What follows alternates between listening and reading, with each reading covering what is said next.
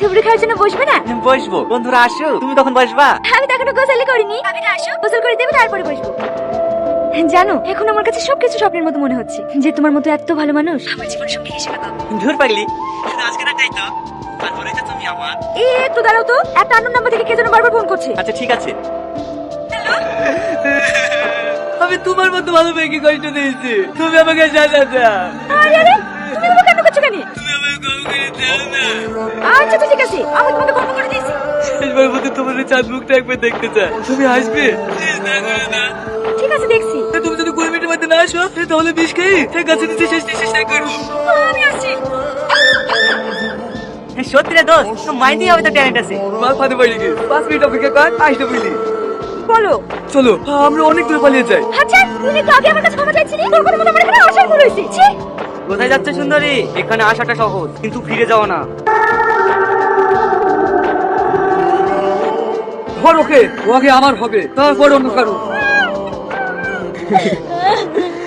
Sir, এটা রীতির বাবা। কান্না করেন না চাচা, আমরা স্টেটমেন্ট নিয়ে নিয়েছি। ওরা যে অন্যায় করেছে তার সাজা ওরা পাবেই। মা ছেলের বাড়ি থেকে বারবার ফোন করছে, ওদেরকে কি বলবো? বারণ করে দে মা, আমাদের কপালটা খারাপ, থেকে থেকে সব হয়ে গেল। ঠিক আছে বর্মা। হ্যালো। হ্যাঁ হ্যালো, ভাই নাই, ভাইকে দেন। আপনারা আর আসেন না, এই বিয়ে হবে না। কেন?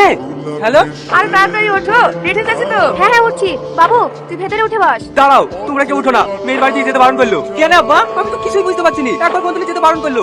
তুমি দাঁড়াও আব্বা, আমি ফোন করছি। যে নম্বরে আপনি কল করছেন কেন তুলছে না? সুইচ অফ আছে। সুইচ অফ করছে। বাড়ি বলে বলে দেখি।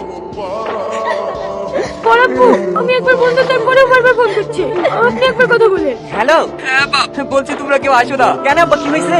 বলছি তো আসো না, আমার মেয়ে তোমাকে পছন্দ না।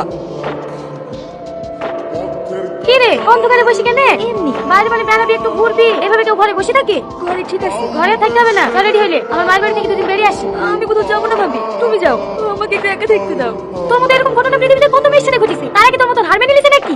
আমার আর বাঁচতে ইচ্ছে করে না জানো ভাবি, তোমরা পারলে আমাকে একটু বিশ্বাস দাও না। কি পাগলের মতো বকছি? কষ্ট কার জীবনে নাই? সবার জীবনে কষ্ট আছে, তোর কিছু হয়ে গেলে আমরা কাকে বলতে নি? লে বুঝলে জামাটা পরিলে